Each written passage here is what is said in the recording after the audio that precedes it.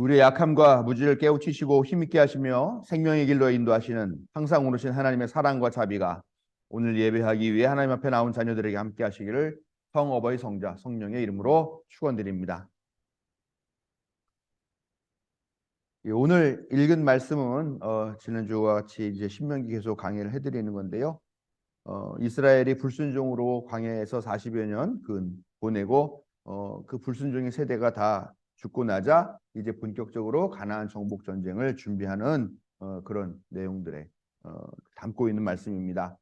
지난주 설교 말씀드린 대로 40여 년이라는 인생의 낭비를 했죠. 이스라엘이 왜 그런 일들이 벌어졌는가? 전적으로 그동안 하나님께서 그 백성들에게 베푸신 그 은혜를 망각하고 깨닫지 못하고 그래서 불순종하고 믿음 없는 그런 것에서 비롯된 것이다 하는 것을 지난주에 말씀드렸는데, 하나님께서 자기를 지지해 주시고 자기를 응원해 주고 계신다라는 것을 믿었어야 돼요. 그래서 내가 정말 소중한 우리 민족이 소중한 그런 족속이구나 하는 것을 믿었어야 하는데 그러지 못했죠.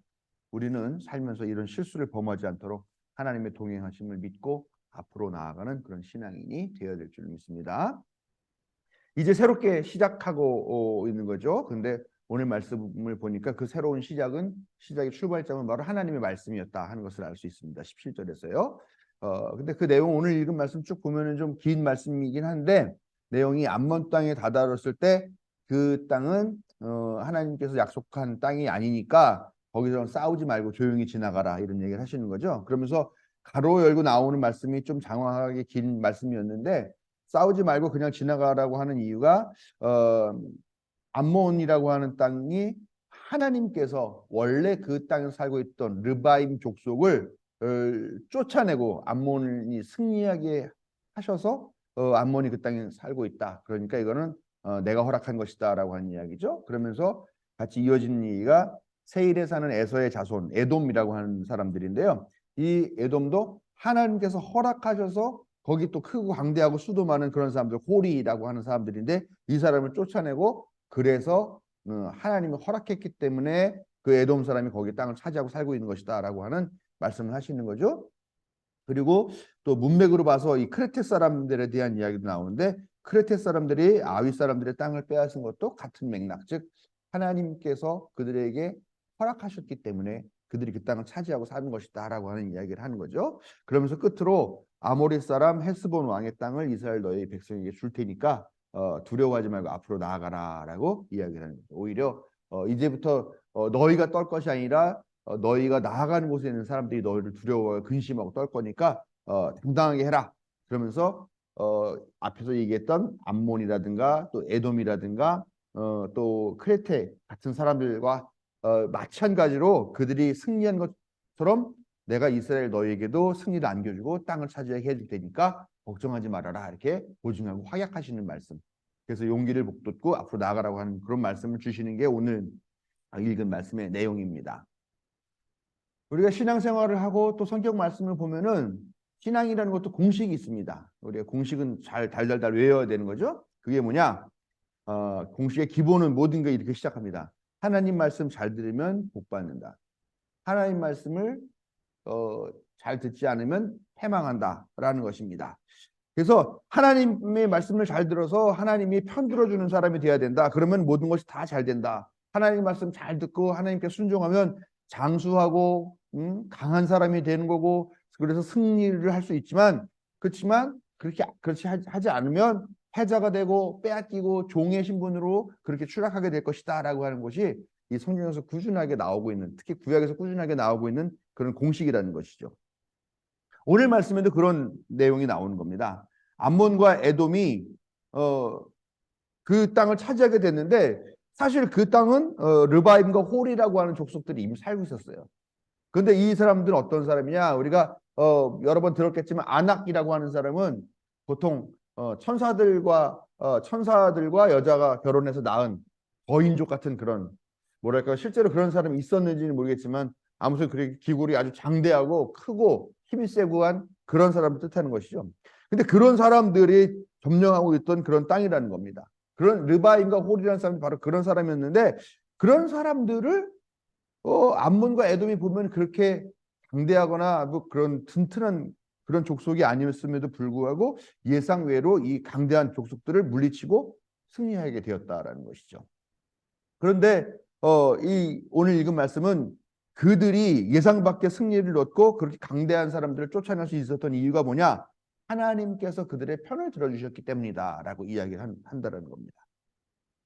그러니까 이스라엘 너희들도 하나님이 선택하시고 편들어 주시고 있다. 그러니까 걱정하지 말고 앞으로 나아가라. 그러나 하나님의 이 선택은 계속 유지되는 건 아니다. 그러니까 변절하지 말고 배신하지 말고 또 우상 숭배하지 말고 오직 하나님께만 순종하고 하나님만 섬기는 그런 자세들을 유지해라. 라는 그런 일관된 가르침을 주고 있습니다. 우연일 수도 있고 필연일 수도 있겠죠. 뭐 암몬이나 아니면은 또 네, 에돔이 그렇게 된 것, 그럴 수 있습니다. 그러나 성서는 분명하게 이해하고 있습니다. 그 족속들이 그런 위치를 차지하는 것은 하나님께서 편들어 주셨기 때문이다. 그런 민족에게는 승리가 보장돼 있다. 그렇다라고 하면서 끊임없이 반복하죠. 하나님을 선택받은 백성은 승리한다, 이긴다, 잘 된다. 그러면서 이스라엘도 너희도 당당하게 나아가라라고 그렇게 가르치고 있다라는 것입니다. 그러나 우리가 배운 역사는 그렇지 않죠. 역사라는 것에서는 신의 존재를 긍정하지 않고 인정하지 않아요. 그렇기 때문에 이 백성들이 이 족속들이 받게 된 이런 예상 밖의 승리를 하나님의 도우심이다라고 그렇게 기술을 하지는 않고 있습니다. 여기서 우리가 분명히 알아야 될 것은요. 성서는 역사적인 기술은 아니에요. 성서에 있는 거를 외워서 그걸로 만약에 세계사 시험을 봤다. 그러면 틀릴 수가 있습니다. 왜냐하면 이거는 역사책이 아니니까요. 뭐냐? 그거는 바로 신자들의 고백이라는 신앙 고백서라는 겁니다. 그러니까 우리가 이 성서를 가지고서 이스라엘 역사가 이랬다 이랬다라는 것이 아니라 신앙인이 보는 그런 역사관 그리고 신앙인이 역사를 통해서 자기의 신앙을 고백하는 것 그것이 이 성서라고 하는 것은 분명하다는 겁니다. 그렇기 때문에 신앙의 눈으로 본다면 실제로 있었던 어떤 사건 하나의 사건도 역사가들이 보는 눈과 다른 관점으로 보게 되죠. 그러면서 같은 사건이라도 이것은 하나님께서 하시는 일이다. 그렇게 고백할 수밖에 없죠. 또 그렇게 해야 되죠. 성서는요. 당연히 그런 신앙적 관점으로 쓴 책이니까요.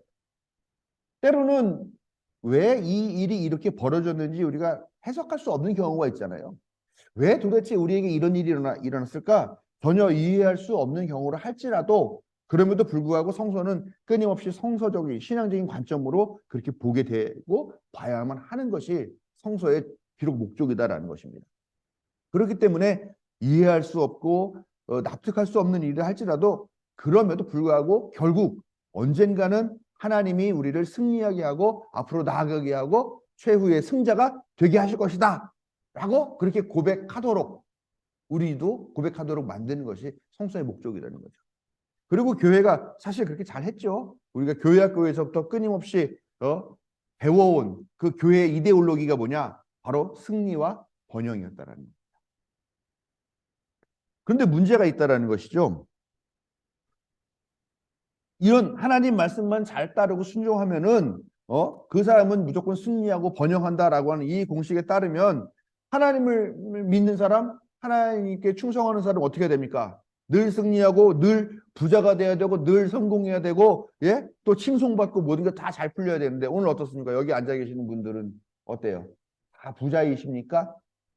잘 됐고 다 성공했고 다 사람들에게 칭찬받고 지금까지 살아가면서 아무 어려움 없이 그렇게 그냥 꽃길만 걸어오셨습니까? 그렇지 않더라라는 거예요. 그러니까 설명해야 될 논리가 필요한 거죠. 이게 종종 뒤바뀝니다. 어떻게 뒤바뀌냐면 그 공식이 하나님께 선택받고 충성하는 사람이 잘 되는 것이 아니라 잘 된 사람이 하나님의 선택을 받은 게 아니냐라고 그렇게 다른 논리가 나오게 되더라라는 겁니다. 그러니까 오늘 여기에 계신 분들 중에 인생이 힘들고 어렵고 큰 부자가 되지 못한 사람은 어떤 사람이냐? 뭔가 문제가 있는 신앙인이에요. 네? 전적으로 하나님을 믿지 못하는 거예요. 그럼 어떻습니까, 여러분? 여러분들은 지금 어떤 존재시에요?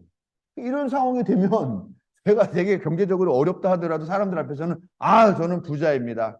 저는 뭐 하다못해 가진 게 많지는 않지만 그래도 항상 만족하고 살고 있습니다. 제 인생은 다 잘 풀렸고 어려움 하나도 없습니다라고 고백을 할 수밖에 없는 그런 구조가 되지 않겠느냐라는 것이죠. 그래서 하나님의 선택이 아니라 성공과 번영이 목적이 되어버렸다는 것입니다. 승리와 번영 자체가 신앙의 모범이 되어버렸다는 것이죠.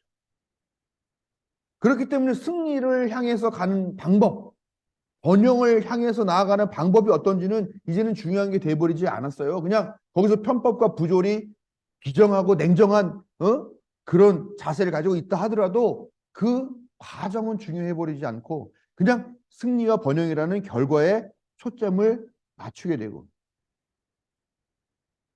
그렇게 돼버린 것이 되었습니다. 근데 이런 신앙의 구조를 뭐냐? 번영신학, 번영신앙이라고 합니다. 번영하는 것, 성공하는 것, 성취하는 것, 부자가 되고 높이 군림하는 것, 그것이 신앙의 목적이고 신앙의 결과다라고 그렇게 은연중에 가르치는 이데올로기죠, 사실. 그러나 사실 하나님의 선택은 부조리와는 공존할 수가 없습니다. 저는 제일 가슴 아픈 게 지금 이 한국의 이 교회의 모습이에요. 교회가 지금 뭐 70년대 뭐 그때 뭐 빌리그레암 목사가 와가지고 엑스플로 대회 뭐 이런 거라면서 그때부터 막 급속한 성장의 그런 길을 걸어왔죠. 그러면서 80년대, 90년대 엄청나게 성장해서 뭐, 뭐 불교를 능가한다, 뭐 아니면 뭐 불교와 거의 맞먹는다. 전 인구 4명 중에 1명이 기독교인이다, 막 이런 정도로 막 크게 성장을 해왔다라는 것입니다. 그렇게 교회가 외적으로 크게 성장하면 사람들이 다 뭐냐? 야, 저거는 하나님께서 선택하신 교회야. 저 교회 목사는 하나님께서 세우신 그런 목사야라고 그렇게 간주를 한다라는 거예요. 그러다 보니까 그런 대형 교회 목사들이 교단의 고위직들, 뭐 말하자면 감독이나 총회장 같은 것들을 하는 것을 당연하게 여겨요. 근데 이 사람들이 또 어떻게 하냐면, 나는 하나님께 선택받았고, 나는 하나님이 인정한 목사야. 그러니까 내가 하는 방식이 맞아. 라고 하면서 독단적으로 교회 운영을 하고 교회 행정을 결정해버리는 거예요. 그러나 그 사람들 자기들은 뭐 사람들 앞에서 하나님께 세움받았다 어쩌니 얘기하면서 하나님 나를 감독으로 세우고 나를 총회장으로 세웠다라고 얘기할지 모르겠습니다만 불행하게도 감독들 중에서 돈 한 푼 안 쓰고 감독된 사람이 있냐라고 하는 그런 잡음이 끊이지가 않고 있습니다. 그런 사람들을 감독으로 세우는 감리교가 부끄럽다라고 하는 그런 자조가 늘 끊이지 않고 있어요. 그런 사람들이 감독이 되고 있는 그런 사람들이 대형 교회를 운영하고 있는 게 현실이다라는 겁니다. 근데 그 사람들이 그 70년대, 80년대, 90년대를 오면서 강단에서 했던 선교, 설교했던 선교가 뭐냐라는 겁니다. 그게 승리와 번영을 추구하는 그런 기복신앙, 그런 기복신앙을 부추기는 그런 설교였다라는 것이죠. 지금 얼마나 많은 사람들이 대형 교회의 그런 행태, 그러면서 그렇게 양적 성장을 지향하기 위해서 걸어왔던 그 길이 지금 한국 교회를 얼마나 망하게 하고 썩게 하고 부끄럽게 만들었느냐 이런 비판을 많이 하고 있다는 것입니다. 오늘날 교회는 대부분 번영 신학이 주류입니다. 뭐 무슨 신학 말 많지만 역시 뭐 번영 신학 그 중에 하나가 삼박자 축복하는 순복음 신학이죠. 돈 많이 벌고 성공하고 높은 사람이 되고 영향력 있는 존재가 되는 것 그것이야말로 하나님께서 선택한 것이라고 믿고 그런 사람이 되려고 아둥바둥하고 그래서 하나님께 나와가지고 나름대로 헌금도 잘하고 꼬박꼬박 성수주의를 하면서 그 대가로 마치 보험을 들듯이 그렇게 신앙생활을 하는 것이 지금 한국 교회의 모습이 되어버린 것이 아니냐라는 이야기입니다. 그런데요, 이런 신앙의 주류가 완전히 뒤집어지는 그런 사건이 발생했다는 것이죠. 바로 예수 그리스도, 예수님의 등장이라는 겁니다. 예수는 어떤 사람이냐? 태생부터 별 볼 일 없는 사람이에요. 뭐 마구간에 말구 위에 누워 있었다, 뭐 목자들이 찾아와서 뭐 찬양했다라고 하는데 그런 거는 다 전설입니다. 그냥 유명해졌으니까 만들어진 전설들, 설화들.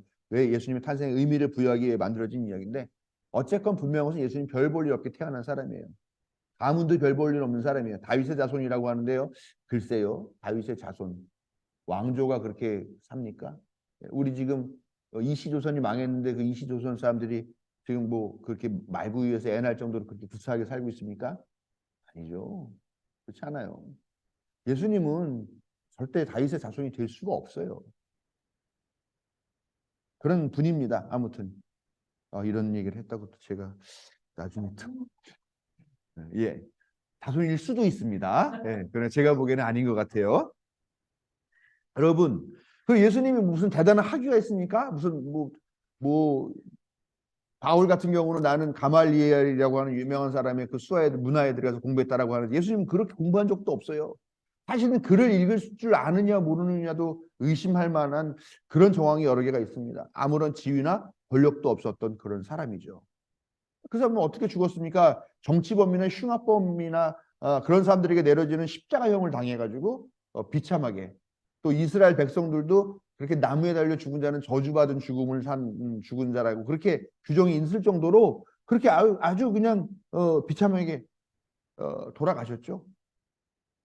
부자나 권력들이 친구가 아니었죠. 예수님의 친구는 가난한 사람, 장애나 병이 있는 사람들, 또 세리와 죄인, 그 당시에 손가락질을 받고 오히려 더 밀려나 있는 그런 사람들, 그런 사람들의 친구였으니까 예수님의 삶은 번영, 승리 이런 것과는 전혀 관계가 없는 그런 삶을 살았어요.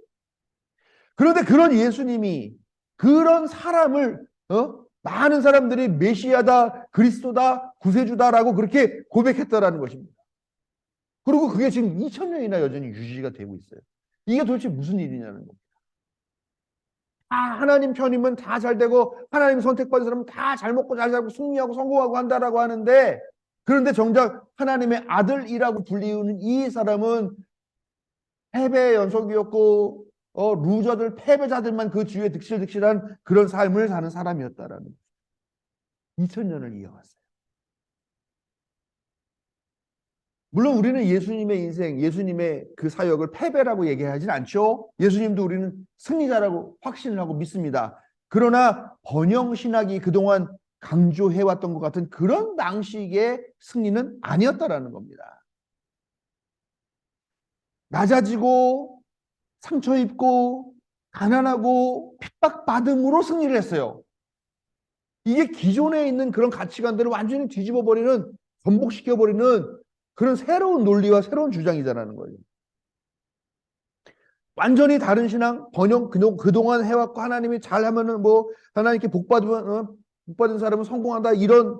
그런 논리와는 완전히 다른 그런 신앙의 모습으로 하나님을 만나신 분이 바로 예수님입니다. 승리하지 못함으로 승리하였고 가난함으로 번영을 누렸고 낮아짐으로 권력의 허망함을 드러내신 것이 바로 예수님이셨다라고 우리는 고백하고 있다는 겁니다. 이스라엘 백성의 고백, 하나님이 편들어 주시면 반드시 승리한다. 이 세상에서 승리하고 다 거머쥘 수 있고 그런 성공한 인생을 산다라고 하는 그런 번영의 신앙은 예수 그리스도를 통하여 교정될 수밖에 없었고 그것이 2000년을 이어왔다라는 겁니다. 그러니 예수를 믿는 교회도 지금 우리가 빠져있는 이 승리와 번영의 의미를 다시 한번 생각해 봐야 한다는 것이죠. 어린 시절 남자아이들이 학교에서 이렇게 친구들이랑 싸우죠.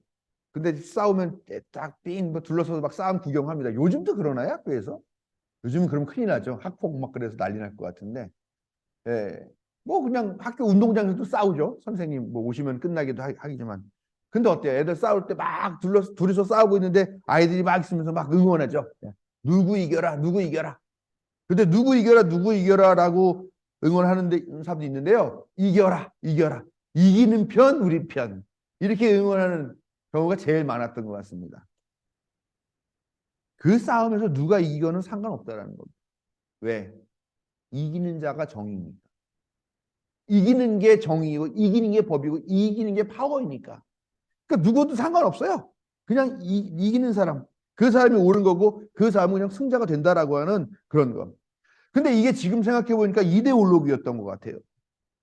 이런 이데올로기가 우리 어린 시절을 되게 자연스럽게 우리 어린 시절 파고들어가지고 우리 생활의 방식, 또 우리 가치관을 형성하는 그런 기준이 된 게 아닌가라는 생각을 해요.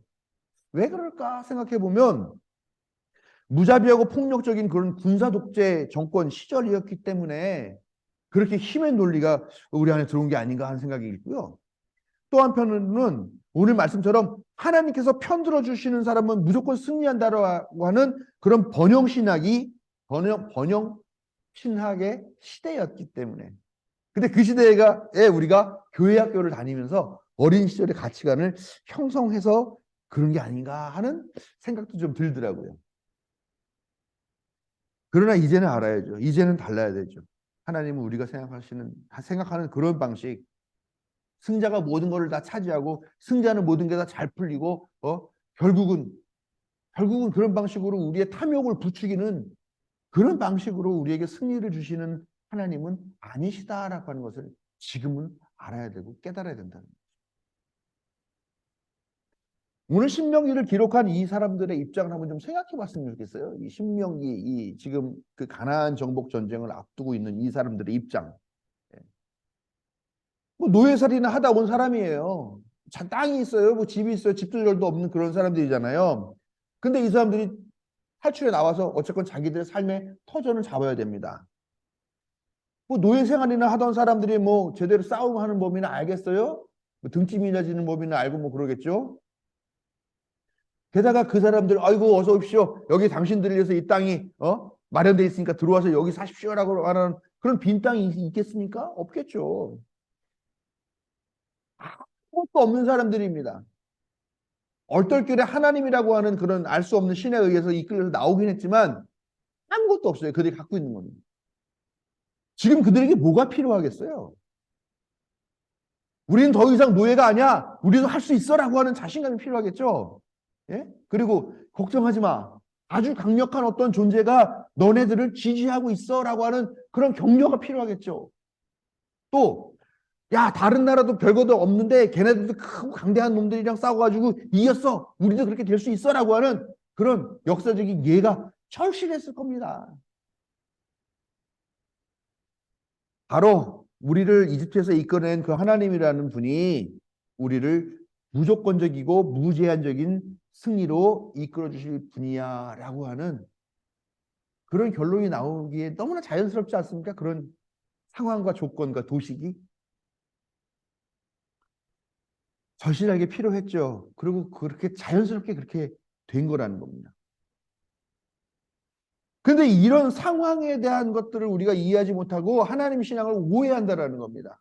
이들은 신앙적인 그런 느낌으로 신앙의 마음으로 또 자기들이 필요한 것을 반드시 세워줄 것이라고 하는 간구를 담아서 이런 문구들을 작성해 넣었는데 그거를 읽는 우리들은 오해하는 것이죠. 아, 하나님만 믿으면 하나님의 눈에만 띄면 하나님의 편만 되면 다 이긴다. 아무리 강대하고 아무리 힘세고 수가 많아도 우리가 무조건 다 이길 수 있다라고 하는 그런 무조건적이고 무제한적인 그런 번영으로 오해를 해버리는 상황으로 흘러온 것이 아니겠느냐라고 충분히 추측할 수 있다는 것이죠.